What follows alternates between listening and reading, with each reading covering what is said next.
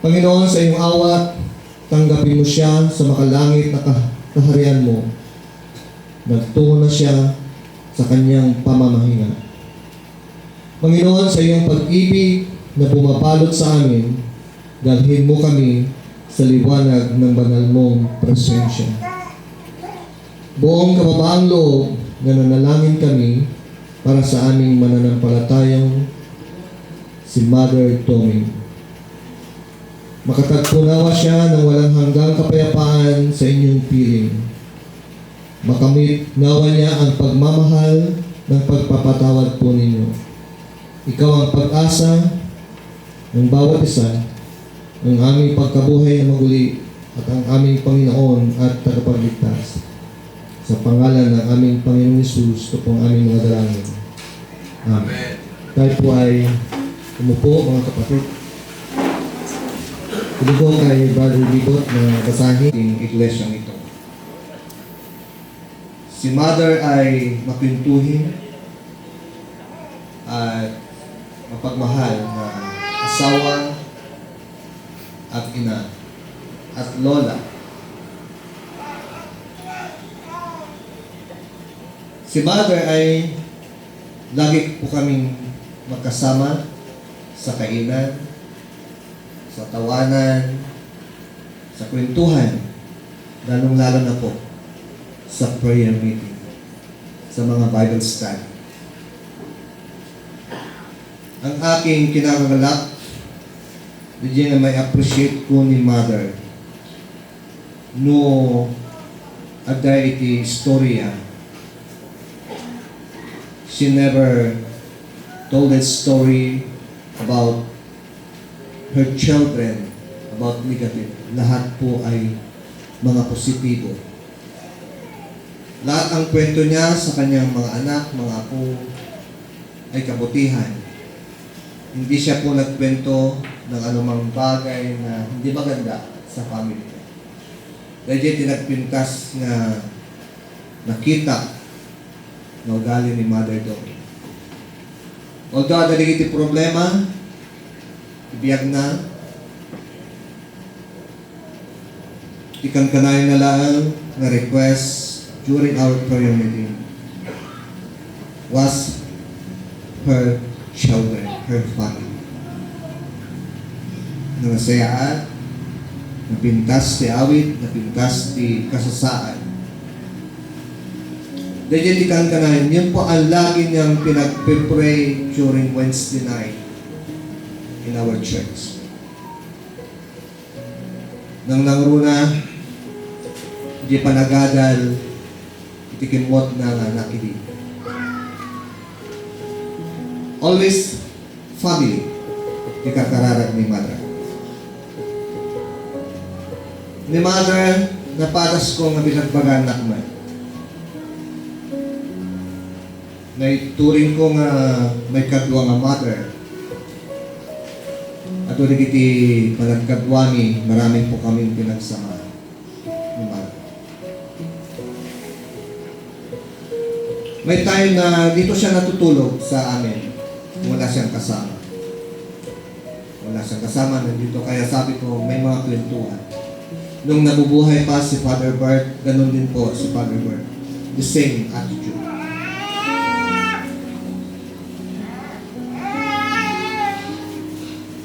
Nakagwang saan mo nga marik na iti dadagsan, kabigatan. Kundi nandoon yung blessing. Nalalam ko na ang Panginoon ang kumikilos sa kanyang buhay. So hanggang sa huling sandali ng kanyang buhay, pag nag-usap po kami, Mother, huwag mong hiwalayan ang Panginoon. Lagi kang mag-focus, mag-connect sa prayer kay Lord, kahit anong mangyari. The family, may parang tinuring din nila akong kapatid. I remember maybe 20 or 30 years ago, Michelle and Cathy, Sister Merna and Sister LB, sabi nila, kapatid daw nila ako. Anong prueba na kapatid, di kayo magkamukha? I don't know, malilit pa sila noon. Pero, sabi pa rin nila, kapatid namin si Pastor. Kapatid namin. So until now, because of Christ, because of the Lord, kami po ay magkakapatid sa Panginoon.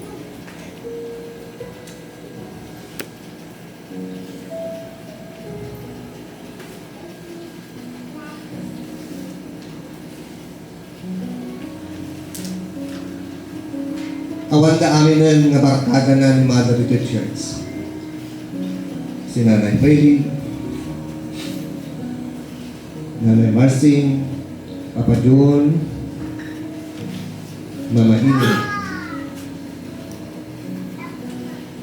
Meron pa yung pinakabatang barkada nila, si Ate Bandi, nandun po sa labas. Ang sasaya nila pag sila po ay magkakasamang mga senior. Tulad ni Mother, naihanda na niya ang kanyang sarili, ang kanyang buhay pagdating sa pangalawang yugto ng kanyang buhay sa kalangitan. In Philippians 1:21, sapagkat sa ganang aking ang mabubuhay ay si Kristo at ang mamatay ay pakinabang. Mother Doming receive her reward, the life eternal. Your own great loss is a gain for our dear mother. She's gone home. Nakaawi din ni Mother Doming na kapsa. No adino ko ma, tinagawidan na, hindi tumad ko ma, tipagawidan tayo amin na kapsa. Madaydayaw kaya ako. She is with Christ, our Savior. Pag sinabing to be with Christ is to remove from pain. No more pain to Mother. From sickness. Although siya po ay nagkasakit, pero wala po siyang sakit ngayon. Pinagaling na ng ating Panginoon dahil sila po ay magkasama. And no more tears. no more tears. It means to be saved from sin and temptation. Mother Dawn received salvation from God. As I said before, she received the Lord Jesus Christ in the year 1983, and until now, she's in the Lord. Pag sinabing we are saved from sin and temptation, ang kabuuan ko nito, there is peace, may kapayapaan na po sa buhay ng bawat isa. And this is what we call the real rest in peace. Peace with God and men means peace from the tired body. Peace for a torn soul. It means riches and glory and happiness with Christ forever. So there is forever kung nasa puso at buhay po natin si Lord Jesus. Mother Dawn's death brought gain to her because she had learned to live with God, and Christ is the center of her life. Christ is our hope and refuge. He who died on Calvary for you, for me, for Mother, and for us, and who and our daily renewal. They are new every morning. That was our favorite song, The Steadfast Love of the Lord, with Mother Dawn. Kasi araw-araw binabago ni Lord ang buhay natin because of the love of Jesus. Because God is love. In Romans 5:8, ngunit pinatunayan ng Diyos ang kanyang pag-ibig sa atin nang mamatay si Kristo para sa atin nung tayo'y makasalanan pa. Still God loved us.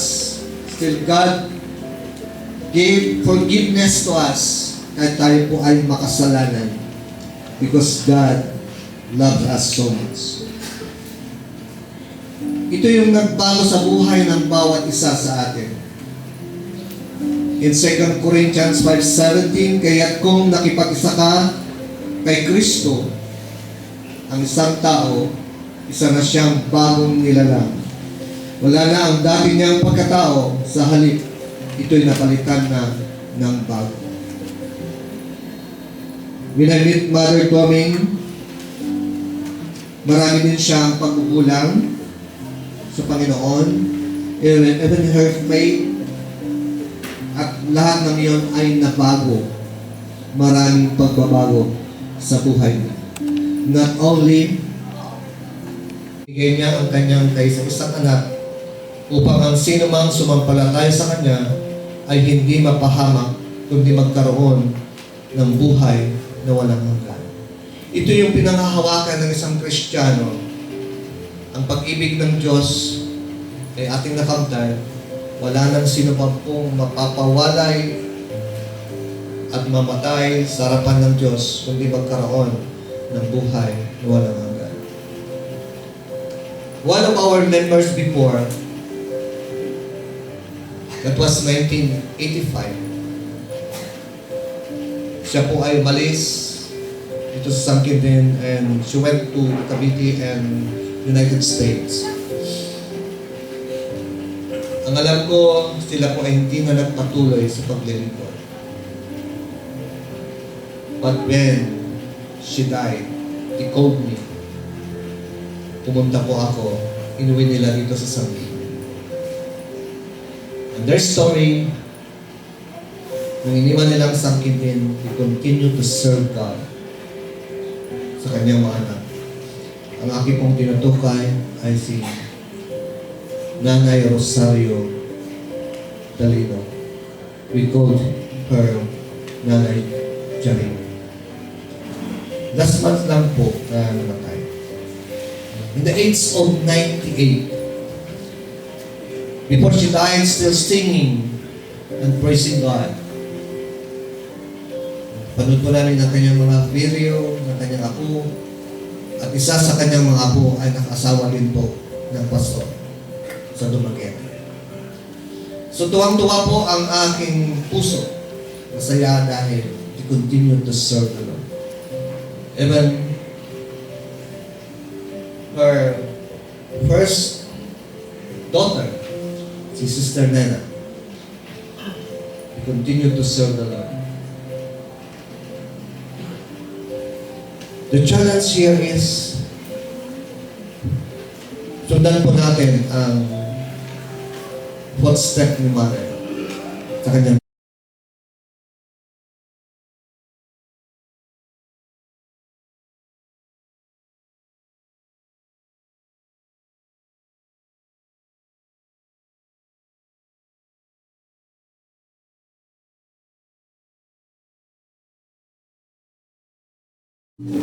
ang sumusunod sa akin ay hindi lalakad sa kadiliman, kundi magkaroon ng ilaw ng buhay. Ito ay yung pagiging ilaw ng ating Panginoong Hesus sa lipunan, pagiging ilaw sa bawat isa sa atin, na nagbibigay ng liwanag at buhay ng bawat isa.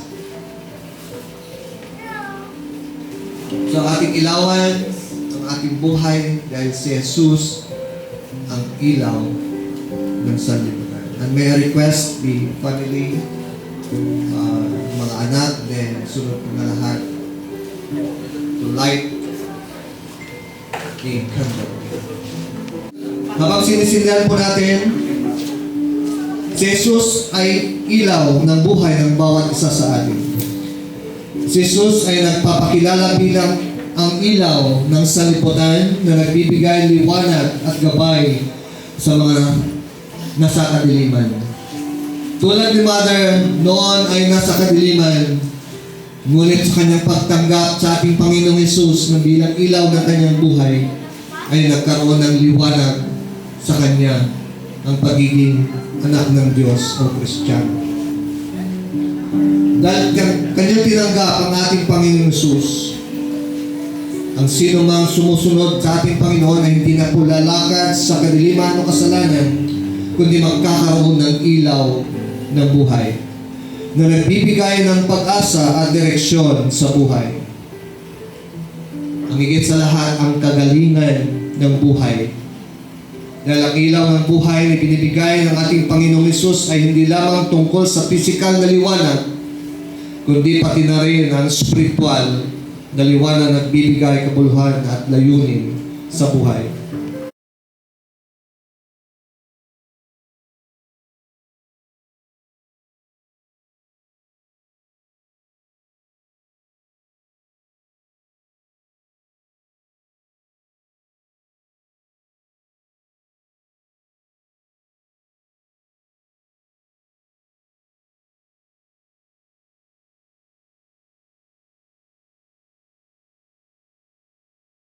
Kagalakan sa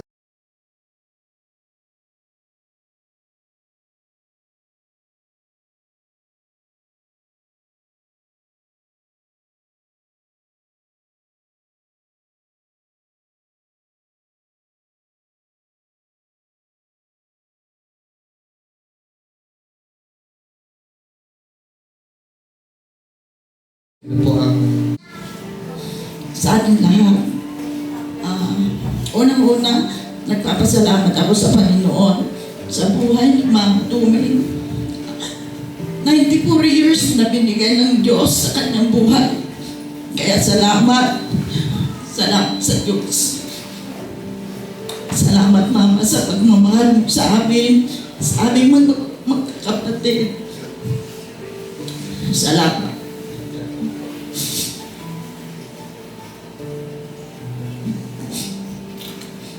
Minsan, dumadating yung problema, pero nagtanggap rin ako sa amin.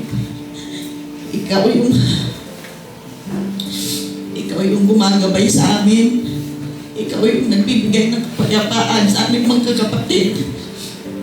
Kinakausap po kami kung may mga problema kami. Ikaw yung kumakausap sa amin. Sinasabi mo sa amin, magmahalan kami, hindi kami mag-away-away. Kaya salamat. Sa sa pagmamahal mo sa aming magkakapatid. Sa mga apo na inalagaan mo, Mama, dahil halos lahat kami mga anak mo, inalagaan mo yung mga apo mo. Dahil kami noon, nagtatrabaho kami para pamigyan namin ng magandang kinabukasan yung mga anak namin. Ikaw yung tumayong magulang nila. Iniiwan namin sa iyo yung mga anak namin. Kayong dalawa ni Papa noon, kayo yung nag-aalaga. Kaya maraming salamat. Dahil sa ginawa mo sa amin, napalaki mo kami ng maayos. Kaya salamat sa buhay mo, Ma. Hindi namin makakalimutan ito. Kaya, salamat sa Diyos. Ganon din, nagpapasalamat ako sa mga nag-alaga sa iyo. Hindi mo kami nakapag-alaga sa iyo. Dahil malayo kami. Ayaw mo naman pumunta ng Maynila. Pero salamat sa mga nag-alaga sa iyo.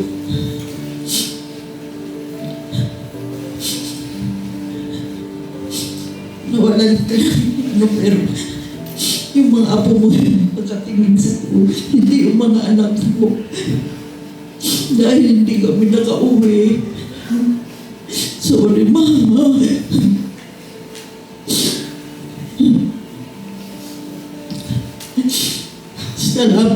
Salamat dahil sa pagmamahal sa magkakapatid.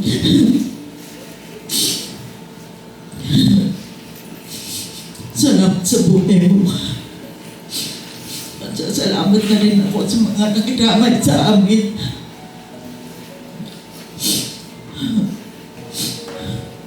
Sa mga tumulong sa amin. Maraming salamat sa mga kamag-anak namin na pumunta dito na kahit malayo sila, nandito sila. Salamat sa inyong lahat, yung mga kaibigan ni Mama, mga kapitbahay namin na nandito. Maraming salamat sa inyo.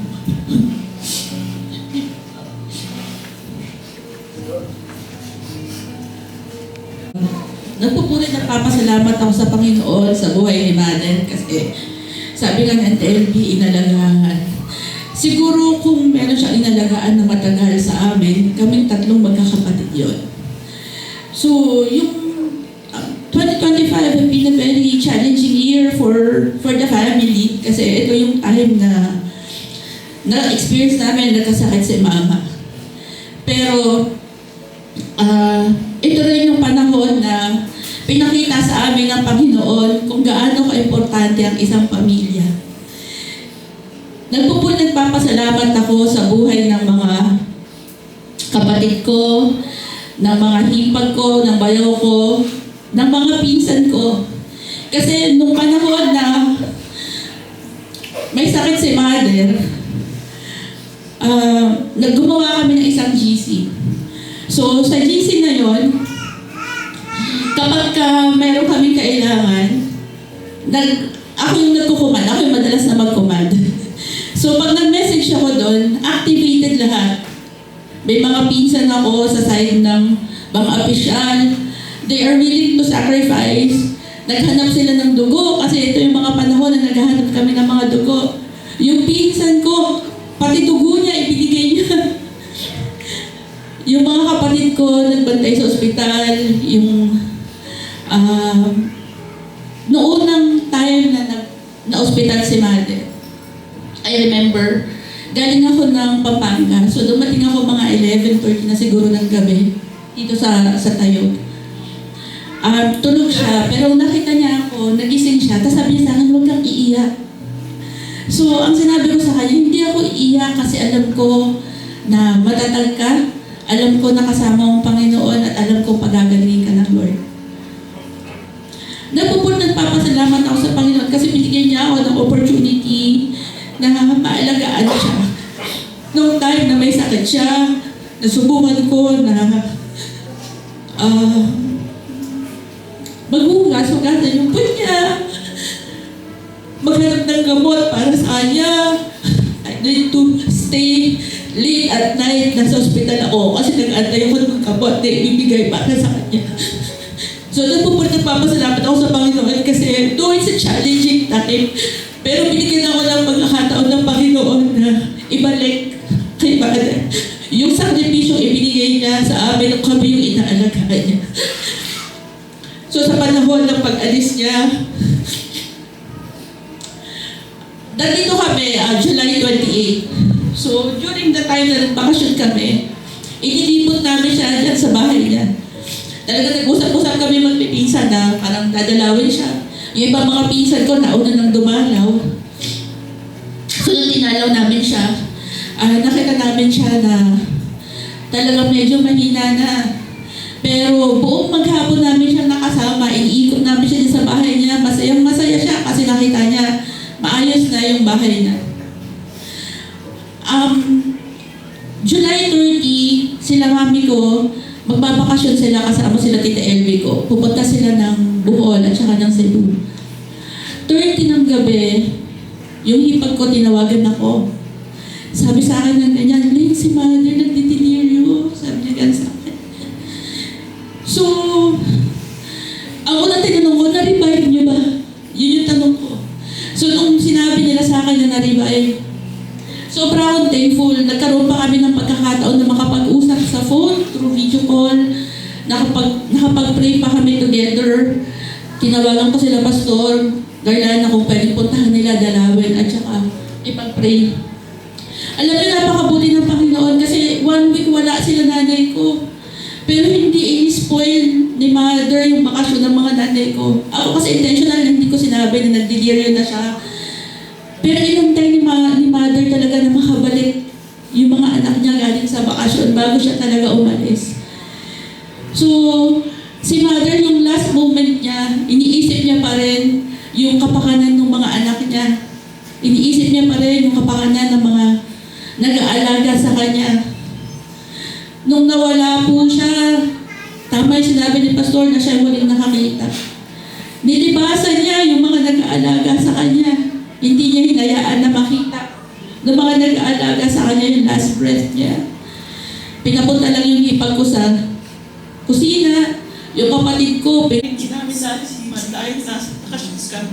Walang nagsabi sa akin kahit si Marilyn. Dahil siya yung unang tinawagan ng manugang. Nang August 6, dumating kami sa Manila. Mga 5 o'clock na siguro ng hapon nang makarating kami sa bahay. Ang mga 8 o'clock ng gabi, tumawag yung manugang ko. Nakabidyo ko siya. Sabi niya sa akin, Mami, si Mother lagi niyang binabanggit yung pangalan mo, ito yung hinahanap. Pero hindi na dumidilat yung mata. Sabi niya ganyan, pero nagsasalita pa. Sige, ilagay mo sa tainga niya yung telepono mo. At mag-usap kaming dalawa. Sabi ko, Mama, naririnig mo ba ako? Sabi niya, umurong na yung dila niya. Kaya alam ko na anytime yung oras na yun, bibigay na si Mama. Ang sabi ko sa kanya, Ma, antayin mo ako at uuwi ako dyan. Sabi ko, sabi na sa akin. Pero umuwi ako, wala nang buhay si Mama. Dahil alam niyo na, may alaga naman ako at gusto ni Marilyn nung gabi na yun, ihahatid niya ako. Ayaw ko rin naman na bumiyahe yung anak ko kasi manggagaling ko ng Pampanga. Alauna ng madaling araw. Siyempre, babae siya. Inisip ko rin yung kaligtasan ng anak ko. Kaya sabi ko, umaga ko na lang madaling araw. Ang problema, nagising ako late na 4:30 na ng umaga. Kaya nung nakabidyo ko kami, nakita talaga ko ni Pastor. Nakita ko ng kasi nag-video ko ulit yung hipag, ay yung manugang ko. Nakatapis pa nga ako ng tolya eh. Nakita ko ni Pastor bakit hindi ko masundan kung paano mag-impake ng damit ko. Nadadamit dahil nalaman ko wala na si Mother. Nung nagbibiyahe ako, sabi ng anak ko at saka yung manugang ko, si Manchio. Sabi niya, Mami, aantayin ka ba namin o ipapapick up na namin sa punerarya? Sabi ko, kung pwede, sabi ko, antayin niyo ako para makita ko pa si Mother.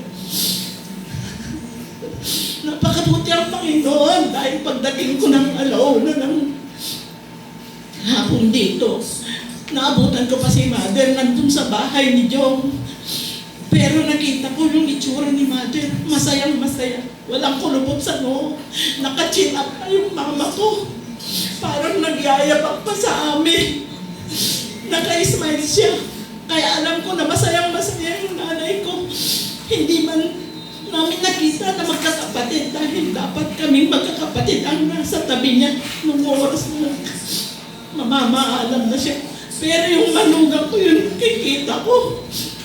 Dinadagdag niya yung braso ng manugang ko. At pagdating sa balikat ay pinagyayakap niya yung dalawang kamay niya ganon. Doon ako talaga naiyak. Hindi ko mapigilan yung sarili ko. Kahit malayo ako. Dahil inisip ko, kami sanang magkakapatid ang nasa tabi niya ng mga oras na yon. Ganon pa man, nagpapasalamat pa rin ako sa Panginoon.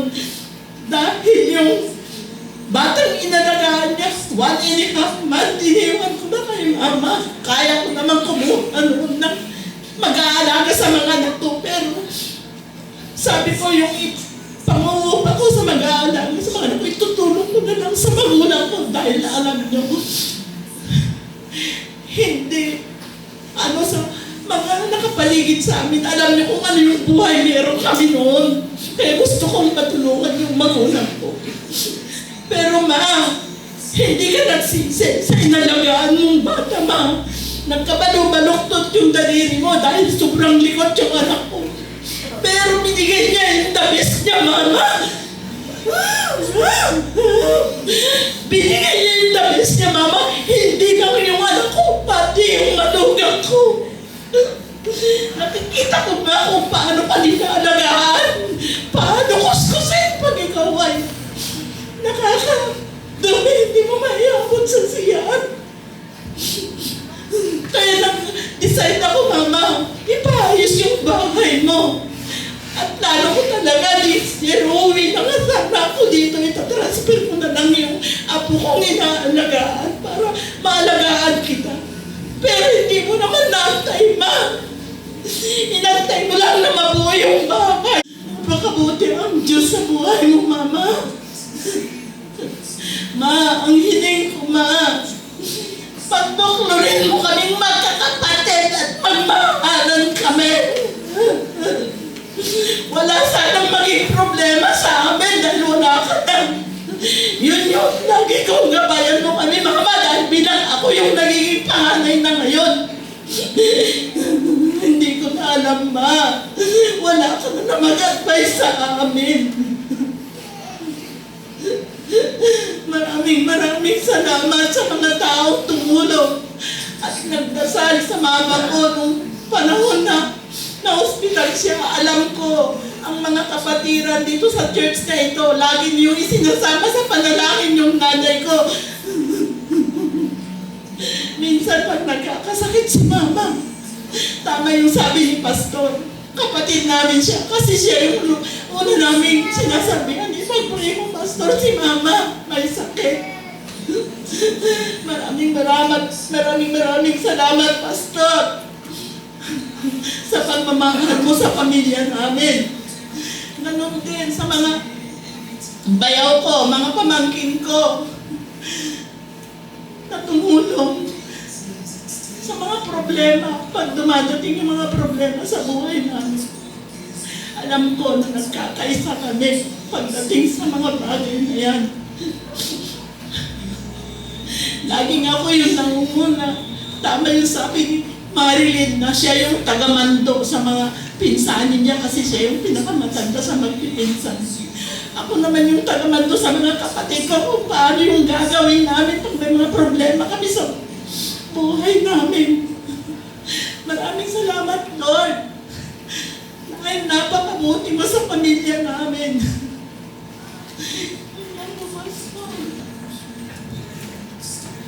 Meron pa po? We will miss you, Mother. We have a beautiful childhood po kasi lagi kami nagbabakasyon tapos looking forward kami lagi ng vacation kasi excited kami na makita si si mother na. Tapos kaming magkapatid, lumaki din kami kay mother every vacation, dinadala kami ni mama dito. And mother, we have a wonderful childhood memories kasi nandun ka. And I'm so thankful na siya yung tipo ng lola na hindi man niya kami na-shower ng material things, ng money, kasi wala rin naman si mother, pero yung time, yung energy niya, yung love niya, yung effort niya, yun yung binigay niya sa aming magkapatid. Those things that money cannot buy. And I'm so thankful kay God na, kasi may kwento po ako na nung bata po kami ni Cathy, nag-iipon kami ng pera. Alam niyo po yung Johnson & Johnson's na pulbo. Iniipon namin yun, mga coins.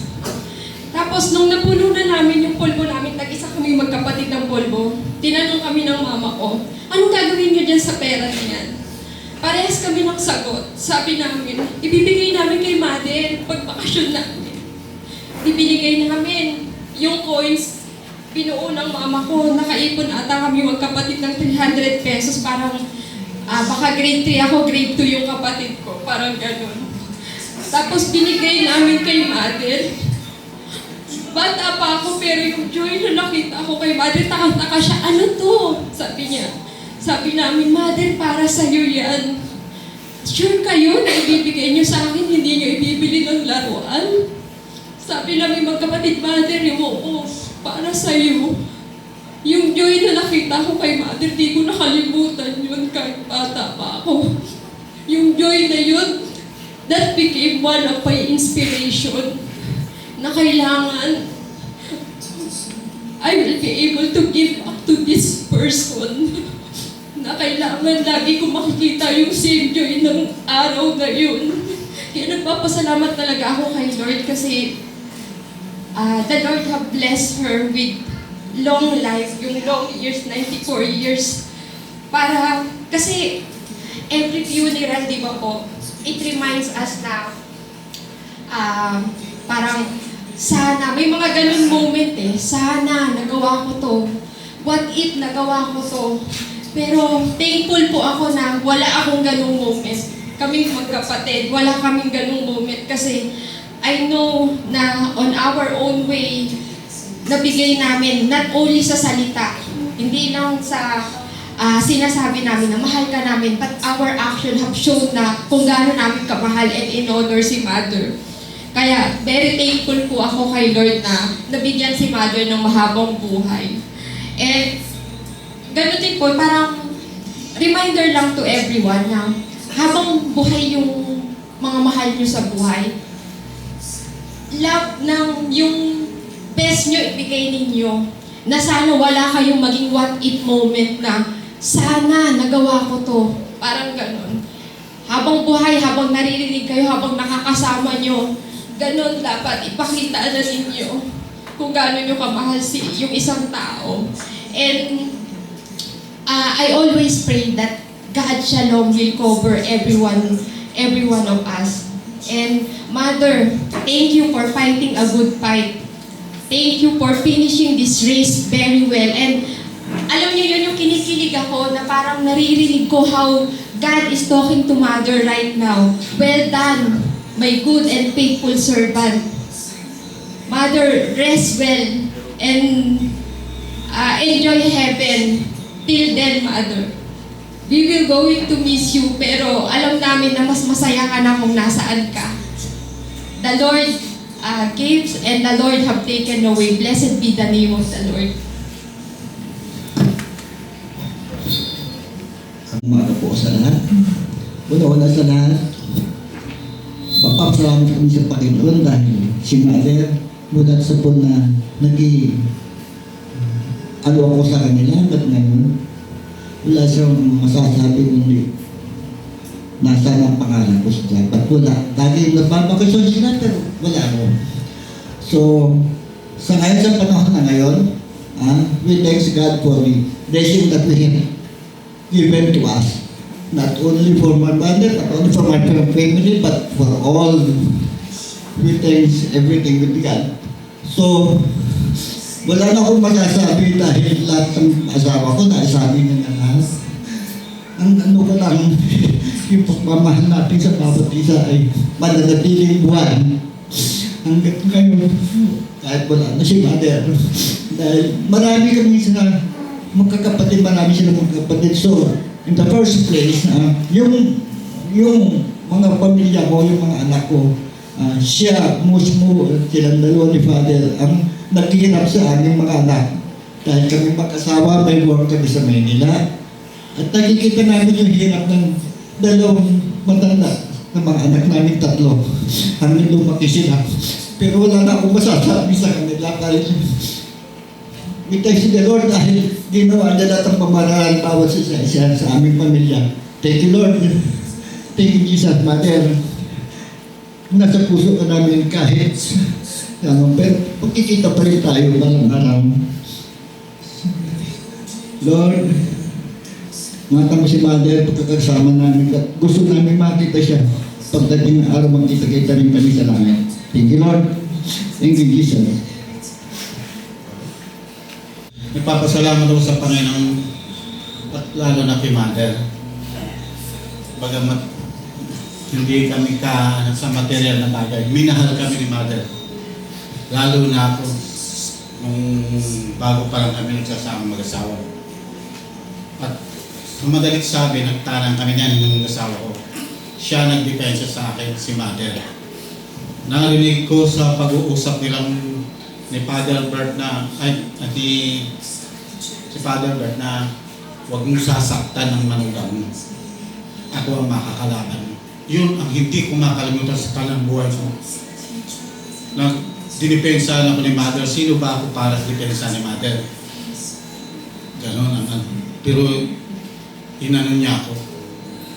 Na hindi ko alam ang buhay ko kung ano ang mangyayari sa buhay ko nung panahon na yun.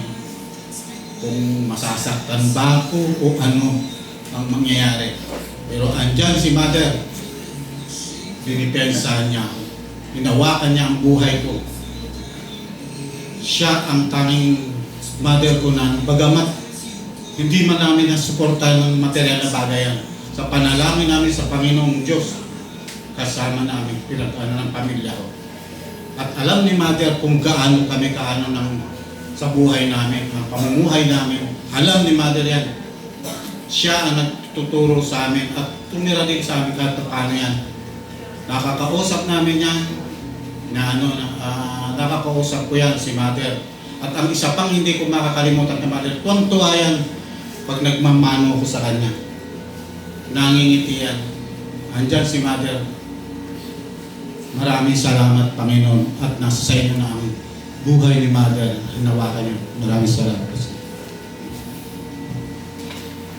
Meron pa po. Our family po, isa din po akong nagpapasalamat. Una sa lahat, masalamat kasi hindi ka lang naging nanay sa mga anak ko, sa apo mo.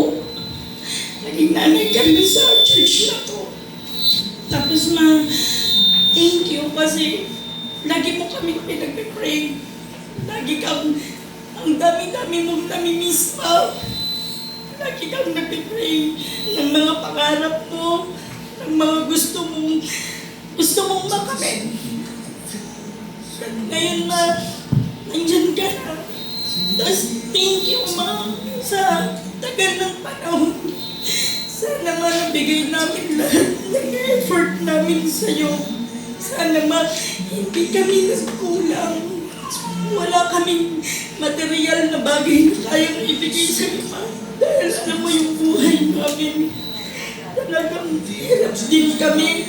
Pero gaya anong sabi ko sa'yo nung last na dinalaw kita, sabi ko sa'yo na isang taon lang yung hiningi ko pa para makapagpatayo ako ng bahay namin. Isang taon lang mababalik ako, kukunin kita, Ma. Pero sinagot mo sa akin. Sabi mo, umiling ka. Sabi mo, pagod na si Mother.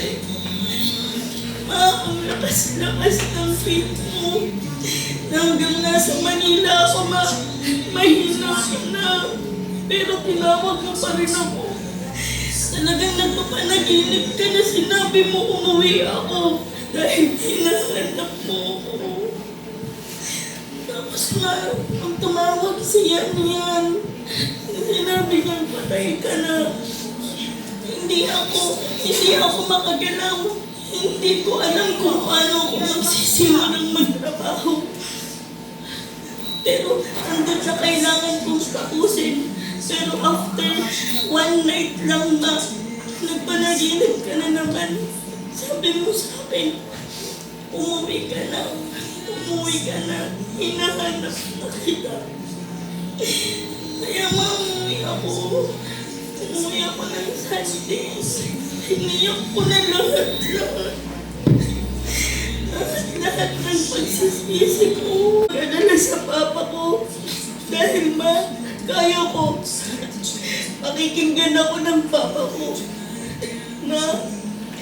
Salamat sa lahat. Mula umpisa.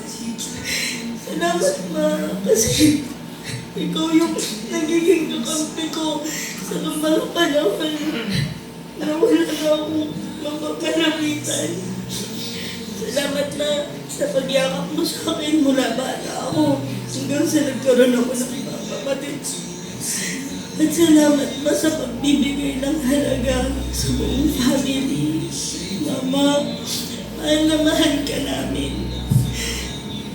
Hindi mo man kami maintay, Ma. Pero yung prayer namin,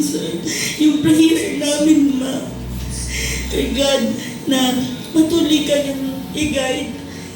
Hindi man na tayo nagkasama, Ma. Pero andun na magaan yung loob namin, Ma.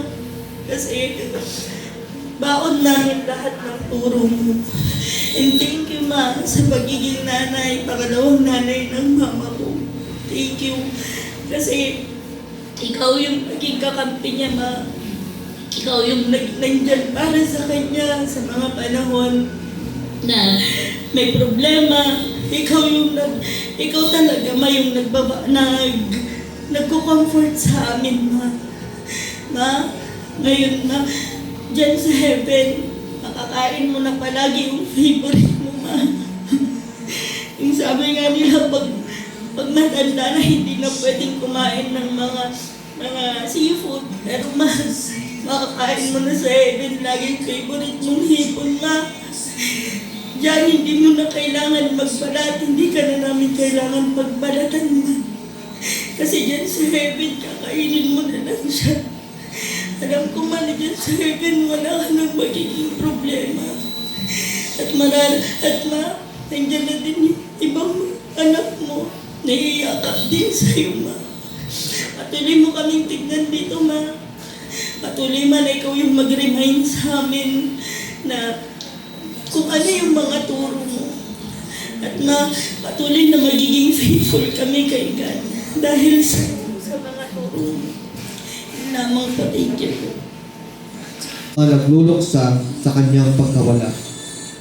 Ipagkaloob niyo nawa na mapangalagaan nila ang kanyang alaala. Kailanman ay walang hinakit sa kung ano ang nawala sa kanila o walang pagsisisi sa nakalipas.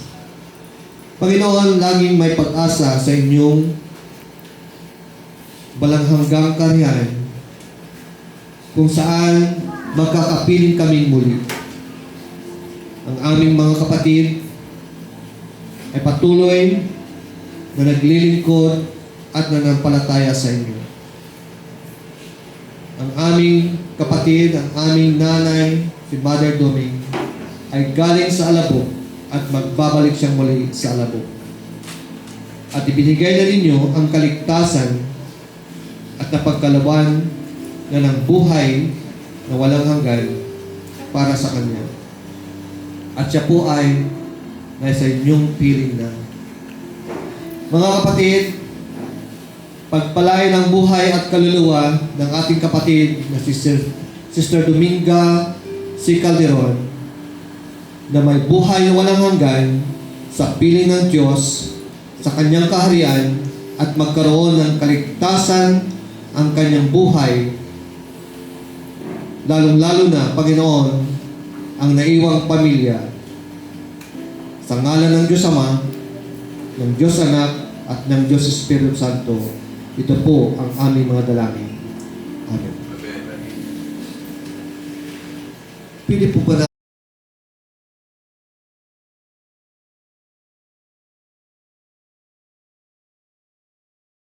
wala ka. Mauna po ang ating mga kapatid o kanyang mga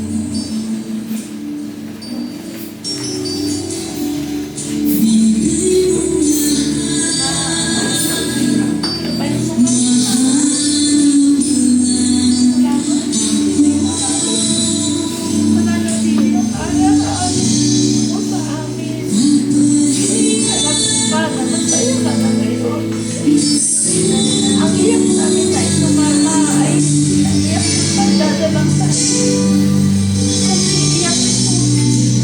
Natutuwa kami, Mama. Masaya ka.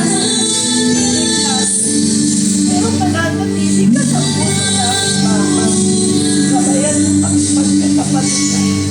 Dahil lalo na yung dalawang kapatid na lalaki.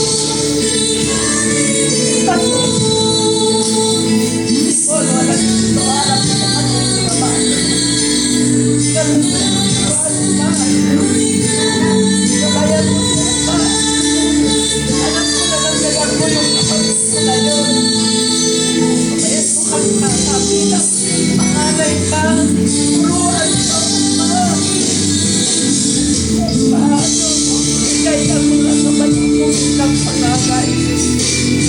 maraming salamat pa sa pagmamahal mo sa amin at kapatid. Ano man ang problema ng buhay sa buhay natin, Mama? Laging ako yung una mong tinatawagan. Laging ako yung sinusabihan mo dahil alam mo na kaya kong pagsabihan ng mga kapatid ko. Yan pa, ang patuloy sanang gawin mo sa amin dahil wala ka na sa piling namin hanggang sa kabilang buhay, Ma. Kahit mo kami makikita pa. Maraming salamat pa sa pagmamahal mo sa akin.